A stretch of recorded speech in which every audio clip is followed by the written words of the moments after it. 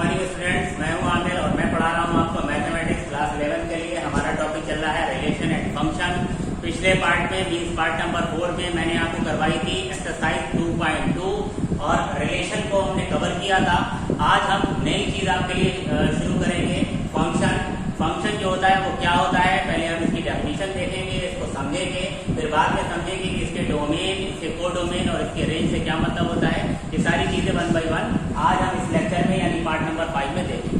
तो सबसे पहले बात करते हैं हम कि फंक्शन होता क्या है, किस तरह से इसे डिफाइन किया जाता है। तो रिलेशन, जैसा कि हमने आपको बताया था कि रिलेशन ऑलवेज क्या होता है, कार्टेशियन प्रोडक्ट। अगर कोई रिलेशन R जो है, सपोज कोई रिलेशन R है जो कि सेट A से सेट B में डिफाइन किया गया है, तो रिलेशन R जो होता है वो हमेशा सेट A और सेट B के कार्टेशियन प्रोडक्ट का सबसेट आता है। मीन्स हम ये कहते हैं कि रिलेशन R जो होता है उसके क्या होते हैं, कुछ ऑर्डर्ड पेयर्स होते हैं जिसमें सेट A के कुछ एलिमेंट जो है वो सेट B के कुछ एलिमेंट्स के साथ एसोसिएट हो जाते हैं। ऐसा जरूरी नहीं है कि सेट A के सभी एलिमेंट जो है वो सेट B के किसी ना किसी एलिमेंट के साथ एसोसिएट करें। रिलेशन में ऐसी कोई कंडीशन नहीं होती है। रिलेशन में सेट A के जो भी एलिमेंट सेट B के साथ एसोसिएट होते हैं उन एलिमेंट्स के सेट को हम क्या कहते हैं, डोमेन कहते हैं। और सेट B के जिन एलिमेंट्स के साथ वो एलिमेंट्स एसोसिएट हो रहे हैं उनको हम उनकी रेंज कहते हैं। सेट B को हम यहाँ पर कोडोमेन कहते हैं। ये बात शायद मैंने पिछले कहीं एक लेक्चर में एक गलत बोल दी थी। मैंने बोल दिया था कि सेट A जो होता है वो ऑलवेज क्या होता है, ये डोमेन होता है, ये कोडोमेन होता है। और सेट B के जो एलिमेंट जिनकी कोई ना कोई प्री इमेज होती है उसे रेंज कहते हैं। लेकिन सही बात यह है कि सेट A के जो भी एलिमेंट सेट B के साथ एसोसिएट होंगे उनके सेट को हम क्या कहेंगे, डोमेन कहेंगे। फंक्शन में ऐसा होता है कि कंप्लीट सेट A को क्या बोला जाता है, डोमेन बोला जाता है। ये अभी बात अभी आपको क्लियर हो जाएगी। मान लीजिए यहाँ पर एक एग्जाम्पल के थ्रू मैं समझाता हूँ कि ये एक सेट A है और ये एक सेट B है।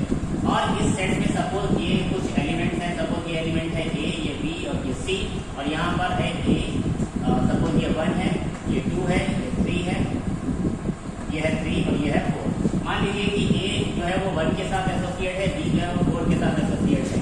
तो मैं ये कहूँगा कि ये एक रिलेशन है और इस रिलेशन में A और B जो है वो क्या है, डोमेन है। डोमेन में सिर्फ आप वो एलिमेंट लेते हैं, A के सिर्फ वो एलिमेंट लेते हैं जो B के किसी न किसी एलिमेंट के साथ एसोसिएट होते हैं।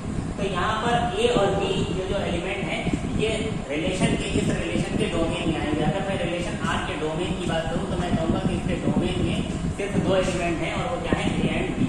क्योंकि डोमेन भी क्या होता है, एक सेट होता है जिसमें हम वो एलिमेंट लेते हैं जो B के किसी न किसी एलिमेंट के साथ एसोसिएट होते हैं। अगर मैं यहाँ पर रेंज की बात करूँ तो range of this relation is 1 and 4, क्योंकि 1 की देखिए प्री इमेज A है और 4 की प्री इमेज B है। यानी सेट B में वो एलिमेंट जिनकी कोई ना कोई प्री इमेज होती है उनको हम रेंज कहते हैं। तो यहाँ पर इसकी रेंज जो है वो क्या है, 1 और 4। ठीक है, तो ये तो बात थी रिलेशन की। लेकिन हम बात कर रहे हैं फंक्शन की। फंक्शन आखिर क्या होता है, तो ध्यान दीजिएगा, कोई रिलेशन ही फंक्शन बनता है लेकिन उसके लिए कुछ नेसेसरी कंडीशन है। किसी भी रिलेशन को हम फंक्शन तब कहते हैं। मान लीजिए कि ये रिलेशन R जो है वो सेट A से सेट B में डिफाइन किया जा रहा है। तो इस रिलेशन को फंक्शन तब कहा जाएगा जब सेट A का हर एक एलिमेंट एक यूनिक इमेज रखता हो। फिर से सुन लीजिए, इस रिलेशन को हम फंक्शन तब कहते हैं जब सेट A के हर एक एलिमेंट की आपको इमेज मिले और वो इमेज कैसी हो, यूनिक इमेज हो। यानी कि अगर मैं इस रिलेशन की बात करूं तो यहाँ पर सेट A में देखिए A की इमेज हमको मिल रही है, B की इमेज मिल रही है, लेकिन C की इमेज नहीं मिल रही है। इट मींस मैं ये कहूंगा कि ये रिलेशन जो फंक्शन नहीं है, क्योंकि इसमें पहली कंडीशन ये है कि सेट A के हर एक एलिमेंट की इमेज मिलनी चाहिए। यहाँ पर C की इमेज नहीं मिल रही है। लेकिन मान लीजिए कि C की भी मुझे यहाँ पर एक इमेज मिल जाए, सपोज C की इमेज क्या हो जाए, यहाँ पर 3 हो जाए। तो आप देखिए यहाँ पर सेट A के हर एक एलिमेंट की मुझको इमेज मिल रही है और हर एक एलिमेंट की इमेज कैसी होनी चाहिए, यूनिक होनी चाहिए। देखिए पहली बात यह है कि हर एक एलिमेंट की इमेज होनी चाहिए और दूसरी बात यह है कि हर एक एलिमेंट की इमेज कैसी होनी चाहिए, यूनिक होनी चाहिए। तो A की कितनी इमेजेस है, A की सिर्फ एक इमेज है एंड दैट इज 1। B की कितनी इमेजेस है, B की भी सिर्फ एक इमेज है एंड दैट इज 4। C की कितनी इमेज है, D की भी सिर्फ एक और सिर्फ एक इमेज है एंड दैट इज 3। तो A, B और C तीनों की इमेजेस है और तीनों की इमेज यूनिक है। तो अब मैं ये कह सकता हूँ कि ये जो रिलेशन है ये फंक्शन हो गया है। तो सबसे पहले क्या करेंगे, हम रिलेशन फंक्शन को डिफाइन करेंगे, यानी कि जो फंक्शन की डेफिनेशन है वो क्या है, देखते हैं।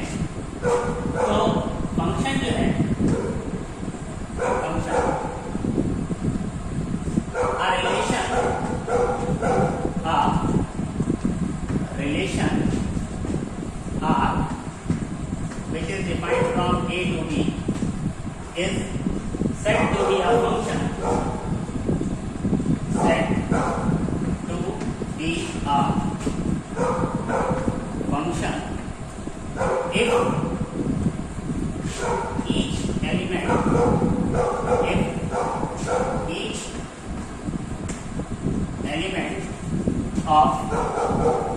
set A has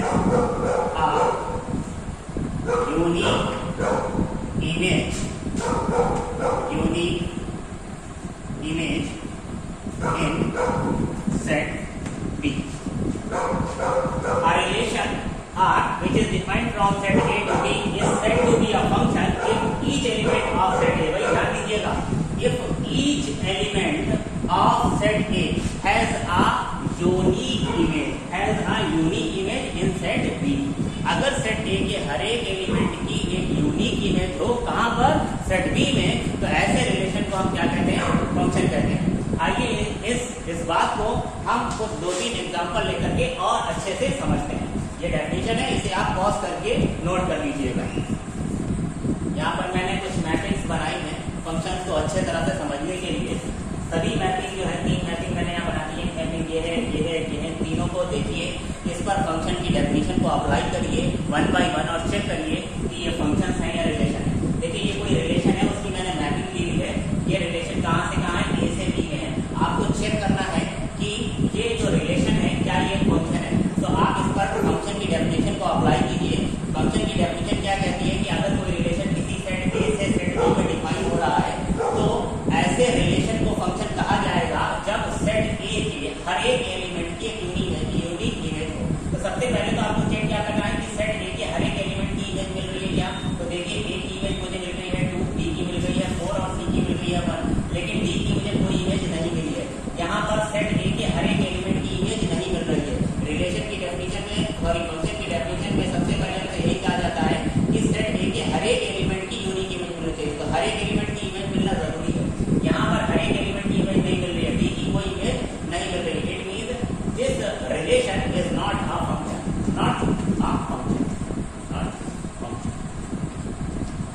ठीक है भाई। इसके बाद सेकंड पर आ जाते हैं। फिर से सेट A के हर एक एलिमेंट की इमेज मिल रही है क्या? तो देखिए A की इमेज मिल गई, B की इमेज मिल गई, C की इमेज मिल गई। यस, A के हर एक एलिमेंट की इमेज है, लेकिन क्या A के हर एक एलिमेंट की एक यूनिक इमेज है? तो भाई अगर मैं आपसे पूछूं तो A की कितनी इमेज है, तो आप कहेंगे A की सिर्फ A की इमेज है एंड दैट इज 1। A की इमेज क्या है? 1। A की तो इमेज है और वो इमेज क्या है? 1। B की कितनी इमेजेस हैं? B की भी सिर्फ एक ही इमेज है 4। तो B की इमेज यूनिक है कि नहीं है? B की सिर्फ और सिर्फ एक इमेज है एंड दैट इज 4। C की कितनी इमेजेस हैं? C की भी सिर्फ एक ही इमेज है एंड दैट इज 4। इसका मतलब A, B और C तीनों की इमेजेस हैं और तीनों की इमेजेस कैसी हैं? यूनिक हैं। It means yes this relation is a function. ये फंक्शन है ना? ये रिलेशन फंक्शन है। अब अगर मैं इस थर्ड मैपिंग की बात करूं तो फिर से सबसे पहले क्या चेक करेंगे कि क्या A के हर एक एलिमेंट की इमेज मिल रही है। अगर हर एक एलिमेंट की इमेज मिल रही है तो फिर आप ये चेक करेंगे क्या हर एक एलिमेंट की यूनिक इमेज है। अगर हर एक एलिमेंट की इमेज यूनिक है तो फिर ऐसे रिलेशन को क्या कहते हैं? फंक्शन कहते हैं। तो सबसे पहले देखिए क्या A के हर एक एलिमेंट की इमेज है? यस, A की इमेज 1 और 3 है, B की है 2 और C की है 4। क्या हर एक एलिमेंट की यूनिक इमेज है? देखिए A की कितनी इमेज है? A की 2 इमेजेस है, एक है 1 और एक है 3। तो A की इमेज यूनिक नहीं है। अब आगे चेक करने की जरूरत है नहीं, सबकी यूनिक हो। A की तो यूनिक नहीं है, A की तो 2 इमेजेस हो गई। इसका मतलब ये रिलेशन जो है वो फंक्शन नहीं है। No, it is not a function, not a function. तो भाई ये जो रिलेशन है ये फंक्शन नहीं है। उम्मीद है कि फंक्शन की डेफिनेशन और उसके एग्जाम्पल आपकी समझ में आए होंगे। मैं एक बार फिर से आपको बता दूं, ऐसे रिलेशन को फंक्शन कहा जाता है जिसमें डोमेन भाई कौन सा सेट हो जाता है? अब ये हमने अभी आपको क्या बताया था कि अगर हम बात कर रहे हैं रिलेशन की तो सेट A रिलेशन जब सेट A से सेट B में डिफाइन होता है तो सेट A के उन एलिमेंट्स को हम डोमेन कहते हैं जिसकी कोई ना कोई इमेज मिल रही है। और फंक्शन की डेफिनेशन ये कहती है कि ये जो सेट A है इसके हर एक एलिमेंट की इमेज होनी चाहिए। तो रिलेशन के केस में क्या होता है कि सेट A का हर एक एलिमेंट इंगेज होना जरूरी नहीं है, लेकिन फंक्शन के केस में सेट A का हर एक एलिमेंट इंगेज होना जरूरी है। इसका मतलब अगर ये रिलेशन एक फंक्शन है तो फिर पूरा का पूरा सेट A जो है वो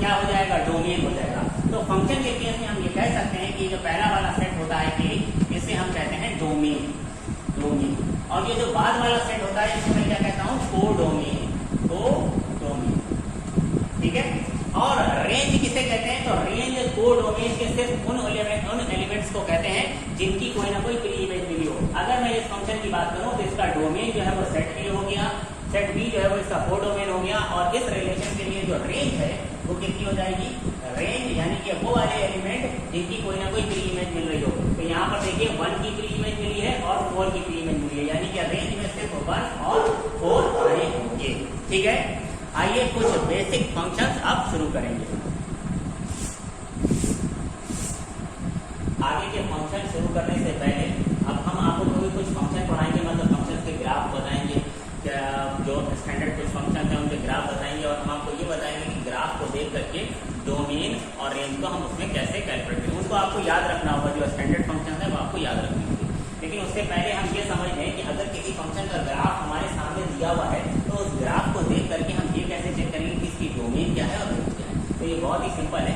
इसके लिए मैं एक ग्राफ बना लेता हूँ। यहाँ पर सपोज ये कोई कार्टेशियन प्लेन है और इसमें ये कोई फंक्शन है f ऑफ x। मैंने ये फंक्शन का ग्राफ ले लिया है, ये किसी फंक्शन f ऑफ x का ग्राफ है, और ये function x equals a, x axis पर कहाँ से स्टार्ट हुआ है, x इक्वल्स a से स्टार्ट हुआ है, और x एक्सिस पर ये कहाँ तक गया है, x इक्वल्स b तक।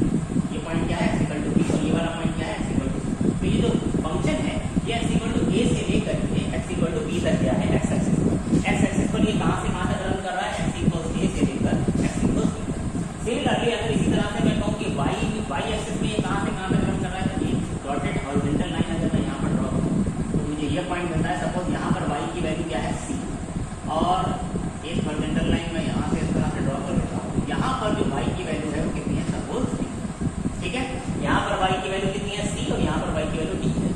अगर मैं आपसे ये पूछूं कि ये जो ग्राफ है, ये जो फंक्शन f ऑफ x का जो ग्राफ है, ये y एक्सिस पर कहाँ से कहाँ तक रन कर रहा है, तो आप कहोगे कि y एक्सिस पर ये y इक्वल्स c से लेकर के y इक्वल्स d तक है। ठीक है। तो अब हम बात करते हैं इसके डोमेन और रेंज की। तो देखिए किसी भी फंक्शन का डोमेन का मतलब होता है कि ग्राफ, उस फंक्शन का ग्राफ जो है वो x एक्सिस पर कहाँ से लेकर कहाँ तक रन कर रहा है। तो क्योंकि ये वाला जो ग्राफ है वो x इक्वल टू a से लेकर x इक्वल b तक रन किया है, तो इसलिए मैं इस ग्राफ का जो डोमेन है उसको मैं कहूँगा from domain of this function, d for domain, f for function, d हम लिख देते हैं डोमेन ऑफ फंक्शन। तो ये जो फंक्शन है हमारा f ऑफ x, इसका जो डोमेन है वो कहाँ से कहाँ तक है, a से लेकर x इक्वल्स a से लेकर कहाँ तक, x इक्वल्स b तक। तो हम ये कहेंगे कि इसका जो डोमेन है x इक्वल टू a से x इक्वल्स b तक। ये मैंने क्लोज इंटरवल लिया है। क्लोज इंटरवल का मतलब ये होता है कि a से लेकर b तक के सारे पॉइंट, ये नहीं कि मैं सिर्फ a और b की बात कर रहा हूँ, a से लेकर b तक के ये सारे पॉइंट जो है वो इस फंक्शन के डोमेन में है, और a को यहाँ पर इंक्लूड किया गया है। क्लोज इंटरवल का मतलब क्या होता है कि a और b दोनों को मैं इंक्लूड कर रहा हूँ। अगर मुझे a और b को छोड़ना होता है तो इसके लिए मैं ओपन इंटरवल का यूज करता हूँ, यानी कि स्मॉल ब्रैकेट का यूज करता हूँ। वो तब करते हैं जब मुझे a को छोड़ना होता है, a को नहीं लेता था। अगर मुझे a और b को छोड़ना है लेकिन a के आगे के और b के सारे पॉइंट लेने हैं तो मैं यहाँ पर ओपन इंटरवल का यूज करता हूँ। ये ओपन इंटरवल और क्लोज इंटरवल मैंने डिटेल से आपको सेट थ्योरी में समझाया है। अगर कोई कंफ्यूजन हो तो आप सेट थ्योरी वाले यानी कि चैप्टर फर्स्ट के सारे वीडियोस को अच्छे से देखिए। तो ये हो गई बात इसके डोमेन की। अगर मैं बात करूँ इस फंक्शन की रेंज की, तो किसी भी फंक्शन का रेंज जो है वो किससे डिफाइन होता है, हम देखते हैं कि फंक्शन जो है वो y एक्सिस पर कहाँ से कहाँ तक रन कर रहा है। y एक्सिस पर वो जहाँ से जहाँ तक रन करता है वही उसकी रेंज होती है। तो अगर मैं इस फंक्शन की रेंज की बात करूँ तो range of this function is y equal to c से, देखिए y इक्वल टू c से लेकर के कहाँ तक गया, y इक्वल टू d तक गया है। तो मैं ये कहूँगा कि इस फंक्शन की जो रेंज है वो c टू d है। अगेन फिर से यहाँ पर मैंने क्लोज इंटरवल यूज किया है क्योंकि मुझे c और d दोनों ही इंक्लूड करने हैं, c से लेकर d तक के सारे पॉइंट y एक्सिस पर।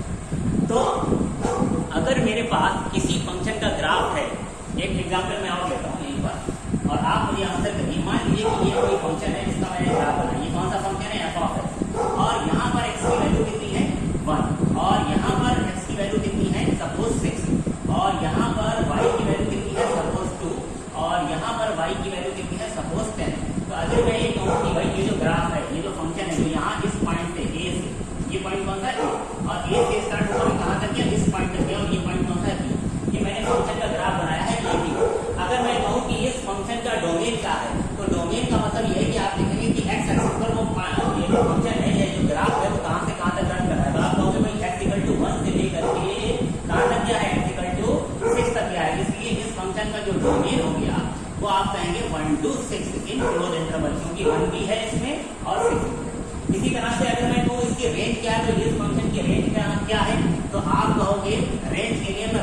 पर देखूंगा ये फंक्शन कहां से कहां तक रन कर रहा है, तो देखिए y एक्सिस पर ये y इक्वल टू कहां से 2 से लेकर के y इक्वल टू कहां तक गया 10 तक गया है। तो इसलिए इसकी जो रेंज है वो क्या है 2 to 10 क्लोज इंटरवल, क्योंकि 2 और 10 मैंने यहाँ पर इंक्लूड किया है, 2 भी इसकी रेंज में है और 10 भी इसकी रेंज। तो उम्मीद है कि ये आपको समझ में आया होगा कि ग्राफ को देख करके हम फंक्शन की डोमेन और रेंज को कैसे समझते हैं या कैसे बताते हैं। अब हम आपको फंक्शन शुरू करें। जो सबसे पहला फंक्शन है वो है identity function. Identity function means F of X is equal to X. देखिए ये जो एफ ऑफ एक्स होता है इसी को हम वाई भी कहते हैं। आप इसे ये कह सकते हैं कि Y equal to X. Y या एफ ऑफ एक्स का एक ही मतलब होता है। ये वाई एक्सिस पर एफ ऑफ एक्स हम कहाँ देखते हैं, वाई एक्सिस पर देखते हैं, तो हम इसे F of X equal to X कहें या वाई इक्वल टू एक्स कहें, एक ही बात है। तो आइडेंटिटी फंक्शन की डेफिनेशन क्या है, आइडेंटिटी फंक्शन होता है F of X equal to x.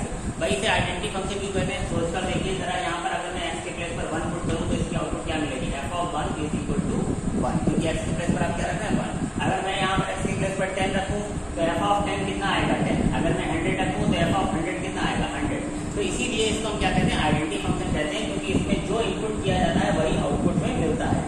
और हम जानते हैं कि ये जो आइडेंटिटी फंक्शन होता है F of X equal to X या वाई इक्वल टू एक्स, इसका ग्राफ जो है वो क्या होता है, हमने कई बार बनाया है। वाई इक्वल टू एक्स का ग्राफ कैसा होता है कि स्ट्रेट लाइन होती है जो फर्स्ट एंड थर्ड क्वाड्रेंट को बाइसेक्ट करती है, यानी कि ये आएंगे फर्स्ट क्वाड्रेंट में ये वाला आएंगे और ये वाला आएंगे, कितना कितना होगा 45 तो exactly first and third quadrant को बाइसेक्ट कर देती है एंगल वाइज, ठीक है। तो ये जो ग्राफ है ये किसका है, F of X is equal to X, या ये कहेंगे Y of Y equal to X का ये ग्राफ। अब ये ग्राफ इधर ये इस तरह से ये कहाँ तक जाता है, ये तो चलता ही जाएगा इसी तरह से, ये ऊपर की तरफ ऐसे ग्राफ कहाँ तक जाना, ये भी चलता ही जाएगा जब तक आप रन करना चाहें। तो अगर मैं आपसे पूछूं कि बताओ भाई ये जो ग्राफ है F of X equal to X, ये एक्स एक्सिस पर कहाँ से लेकर कहाँ तक जाएगा, तो आप कहोगे भाई ये तो माइनस इनफाइनाइट से लेकर के प्लस इनफाइनाइट तक, क्योंकि ये तो चलता ही जा रहा है, इधर भी ये चलता जा रहा है। तो निगेटिव एक्स डायरेक्शन में ये ग्राफ कहाँ तक जा रहा है, माइनस इनफाइनाइट तक, और पॉजिटिव डायरेक्शन में ये ग्राफ कहाँ तक जा रहा है, प्लस इनफाइनाइट तक। तो अगर मैं कहूँ कि बताओ इसका डोमेन क्या है, तो डोमेन के लिए मैंने आपको क्या बताया था, आप ग्राफ को देखिए और चेक करिए कि वो एक्स एक्सिस पर कहाँ से कहाँ तक रन किया है। तो ये ग्राफ एक्स एक्सिस पर माइनस इनफाइनाइट से लेकर प्लस इनफाइनाइट तक रन कर रहा है, इसलिए इसका जो डोमेन है वो कितना होगा, minus infinite two plus infinite, यानी कि माइनस इनफाइनाइट से लेकर प्लस इनफाइनाइट तक जितने भी रियल नंबर है वो सारे के सारे उसके डोमेन में है। तो इसे मैं ये भी कह सकता हूँ कि domain of this function is the set of all the real numbers, यानी कि सिंपली मैं इसे क्या लिख दूंगा आर। हम जानते हैं कि कैपिटल आर किसको डिनोट करता है, set of all the real numbers, यानी कि जितने भी नंबर है माइनस इनफाइनाइट से लेकर प्लस इनफाइनाइट तक वो सारे के सारे इस फंक्शन के डोमेन में है। सिमिलरली अगर मैं इसकी रेंज की बात करूँ तो भाई रेंज को देखने के लिए हम किसको चेक करते हैं, वाई एक्सिस को देखते हैं कि ग्राफ जो है वो वाई एक्सिस पर कहाँ से कहाँ तक रन कर रहा है। तो बताइए ये नीचे यहाँ से कहाँ तक जा रहा है, वाई एक्सिस में नीचे कहाँ तक जाएगा, तो ये तो चलता ही जाएगा, इसलिए मैं ये कहूँगा भाई ये तो माइनस इनफाइनाइट तक जाएगा। वाई एक्सिस पर निगेटिव डायरेक्शन में कहाँ तक जाएगा, माइनस इनफाइनाइट तक, और ये ऊपर कहाँ तक जाएगा, तो भाई ये प्लस इनफाइनाइट तक जाएगा ऊपर। तो इट मींस इसकी रेंज भी क्या है, minus infinite two plus infinite रहेगी।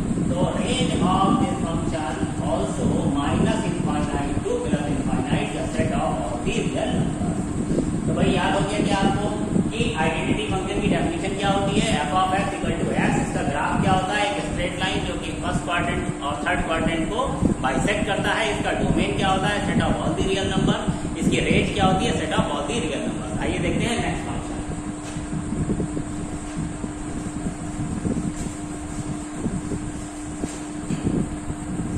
नेक्स्ट फंक्शन है कांस्टेंट फंक्शन। कांस्टेंट फंक्शन जैसा कि नाम से पता चल रहा है कि ये फंक्शन कैसा रहेगा, कांस्टेंट रहेगा, और इसकी डेफिनेशन क्या है, F of X is equal to K. K से मतलब के कोई भी रियल नंबर हो सकता है, जैसे कि मैं ये कहूँ कि F of X is equal to 3। तो F of X equal to 3 कैसा है, कांस्टेंट फंक्शन है, क्योंकि आप जरा सोच कर देखिए यहाँ पर अगर मैं एक्स के प्लेस पर 1 पुट करूँ तो भी आउटपुट क्या मिलेगी 3, और एक्स के प्लेस पर अगर मैं 100 पुट करूँ तब भी आउटपुट क्या मिलेगी 3, और 1000 पुट करूँ तब भी क्या मिलेगी 3, क्योंकि आउटपुट में 3 है ही नहीं कहीं पर। तो आप यहाँ पर एक्स कुछ भी पुट करते रहिए, इसकी आउटपुट क्या आने वाली है 3। एफ ऑफ एक्स हमेशा 3 रहने वाला है, इट मींस ये कांस्टेंट फंक्शन।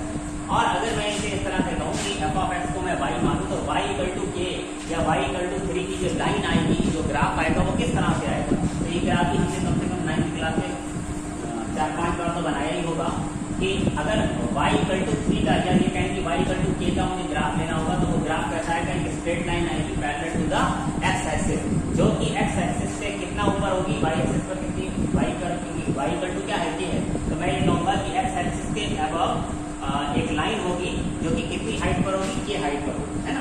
तो ये जो लाइन है इसकी इक्वेशन क्या हो जाएगी, y इक्वल टू के, या ये मैं कहूँ कि f of x is equal to k।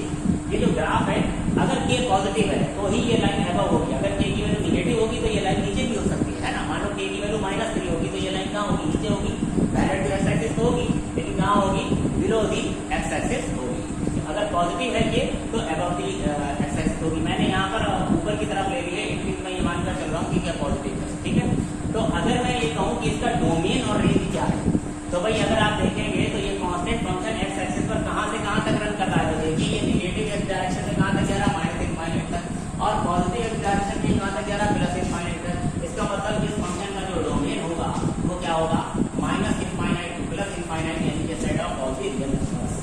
लेकिन अगर मैं इसके रेंज की बात करूँ, बहुत ध्यान दीजिएगा, रेंज ऑफ दिस फंक्शन, तो रेंज अगर मैं इस फंक्शन को चेक करूं तो इसकी रेंज में हम रेंज के लिए क्या देखते हैं कि ग्राफ जो है वो y एक्सिस पर कहां से कहां तक रन कर रहा है। तो आप देखिए y एक्सिस पर ये सिर्फ एक ही पॉइंट को क्रॉस कर रहा है, and that point is k। भाई k पर ही ये है, k के ना तो ऊपर है ग्राफ ना ही k के नीचे है, यानी कि इसकी रेंज में सिर्फ एक सिंगल पॉइंट है, एंड दैट इज k से मतलब अगर मैं इसकी बात करूं तो इसकी रेंज में सिर्फ एक ही पॉइंट है 3। सोच कर देखिए कि इसकी आउटपुट क्या मिलेगी, 3 के अलावा और कुछ मिलने वाली है नहीं। x आप 1 पुट करें, 100 पुट करें, 1000 पुट करें, कोई भी पुट करें, आउटपुट आपको क्या मिलेगी, सिर्फ 3। तो इसकी रेंज में सिर्फ एक एलिमेंट है, दैट इज 3, ठीक है। एक और फंक्शन देखते हैं, दो फंक्शन मैंने एक साथ लिखे हैं, बहुत ही इंपॉर्टेंट फंक्शन है, इनको याद रखेंगे आप, इनका ग्राफ याद रखेंगे, डोमेन रेंज याद रखेंगे, ताकि आपको आने वाले लेक्चर्स में प्रॉब्लम ना हो। तो पहले हम बात करते हैं f of x equal to x² की, इसे पैराबोला भी कहते हैं।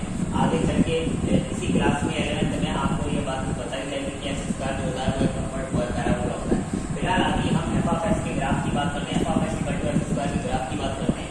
तो इस तरह का अपवर्ड पैराबोला होता है, इस तरह का ग्राफ होता है, यू टाइप ये होता है, हालांकि वो नहीं होता, उसको थोड़ा डिफरेंट होता है। आगे चल के आपको डिफाइन किया जाएगा तो आपको समझ आएगा। तो इसका मैं ग्राफ बनाता हूँ। अगर आप इसका ग्राफ बनाना चाहते हैं तो जैसे कि मैंने 9th क्लास में या 10th क्लास में आपको सिखाया था, वैसे ही आप कर सकते हैं कि x और y के लिए एक टेबल बनाइए, x की डिफरेंट वैल्यूज पुट करिए, 1 2 3 -1 -2 -3, और उसके करस्पॉन्डिंग y की वैल्यू यानी कि f की वैल्यू कैलकुलेट करिए। आपके पास बहुत सारे 5-6 पॉइंट आ जाएंगे, उन सारे पॉइंट्स को आप रोटेट कीजिए कार्टेशियन फील्ड में, और फिर सारे पॉइंट्स को ज्वाइन कर दीजिए तो एक ग्राफ आ जाएगा। तो जब आप ग्राफ ज्वाइन करेंगे तो देखेंगे आपको ग्राफ जो है कुछ इस तरह का कुछ इस तरह का ग्राफ आएगा, ठीक है। ये किसका ग्राफ आ गया है, f of x is equal to x², ठीक है। ये f of x equal to x² का ग्राफ है।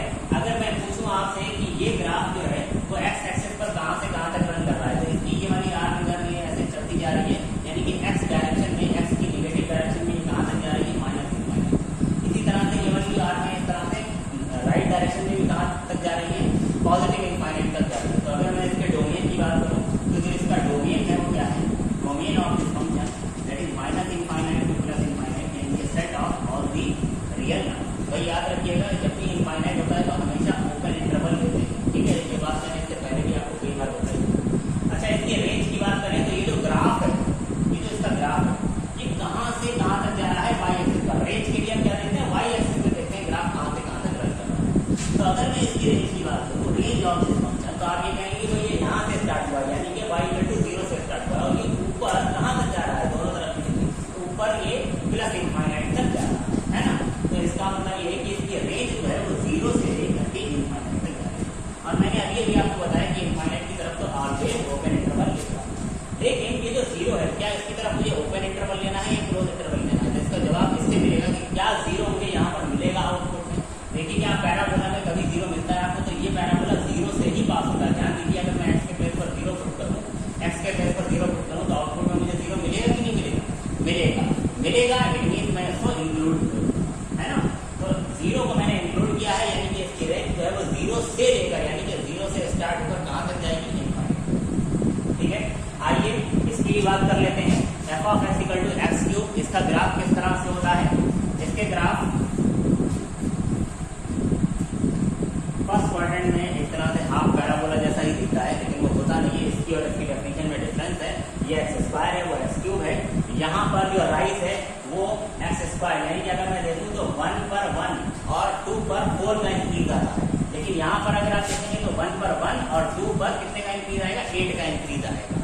स्लोप में, इसके और इसके स्लोप में डिफरेंस है, ठीक है। तो फर्स्ट क्वाड्रेंट में ये कुछ इस तरह से और फिर उसके बाद ये थर्ड क्वाड्रेंट में कुछ इस तरह से ग्राफ रहता है, थोड़ा सा ज्यादा फ्रंट का है, ठीक है। तो ये ग्राफ है एक्स क्यूब का, इसका ग्राफ भी आप बहुत आसानी से बना सकते हैं। एक्स इक्वल टू 1 पुट करिए, एक्स की वैल्यू आ जाएगी 1, 2 पुट करिए 8 आ जाएगी, 3 पुट करिए 27 आ जाएगी, -1 पुट करिए -1 आएगी, -2 पुट करिए -8 आएगी, -3 पुट करिए -27 आएगी। 6 पॉइंट आ गए, सभी 6 पॉइंट आप यहाँ पर लोकेट कीजिए, ज्वाइन करिए, इसी तरह का ग्राफ आ जाएगा, जहाँ पर आप इसको बनाकर देखिए, ठीक है। फिलहाल मैं बात करता हूँ इसके डोमेन और रेंज की। तो अब आप मुझे बताइए, इतने ग्राफ बनाने के बाद कम से कम ये बता सकते हैं कि इसका डोमेन क्या है। तो अगर मैं पूछूँ ये एक्स एक्सिस में कहाँ तक गया है, तो इधर ये क्या है प्लस इनफाइनाइट तक, है ना, और निगेटिव डायरेक्शन में ये कहाँ तक गया माइनस इनफाइनाइट तक। तो भाई इसका domain minus infinite two plus infinite, यानी कि set of all the real numbers. और बात करें अगर रेंज की, तो हमें ये देखना है कि ये ग्राफ वाई एक्सिस में कहाँ से कहाँ तक जा रहा है। तो आप देखिए नीचे कहाँ तक जा रहा है माइनस इनफाइनाइट तक, और ऊपर कहाँ तक जा रहा है प्लस इनफाइनाइट तक। इट मीन इसकी रेंज भी जो है वो क्या होगी, range of this function is minus infinite two plus infinite, mean set of all the real numbers. उम्मीद है कि मैंने जितने भी फंक्शन आज आपको बताए, जिनके ग्राफ बताए हैं, वो सब समझ में आए होंगे। डोमेन रेंज सही से समझ में आया होगा, आपको फंक्शन की डेफिनेशन अच्छे से समझ में आई होगी। तो सारी बातें कम से कम आप इस लेक्चर को, क्योंकि बहुत छोटा सा लेक्चर मैंने आज आपके लिए बनाया है, मुश्किल से 25 मिनट का होगा, तो बहुत ही छोटा सा टॉपिक है, 25 मिनट का लेक्चर है, तो कम से कम 1 घंटे में 2 बार बहुत आसानी से देखा जा सकता है। तो एटलीस्ट मेरे इस लेक्चर को 2 बार देखिए। कोई भी कंफ्यूजन हो कमेंट बॉक्स में मुझे आप नीचे क्वेश्चन कर सकते हैं, या व्हाट्सएप कर सकते हैं, कॉल कर सकते हैं, किसी भी तरीके से कांटेक्ट करिए, अपनी प्रॉब्लम को मुझ तक पहुंचाइए। यकीन मानिए उसका सोल्यूशन आप तक जरूर पहुंचेगा। Thank you.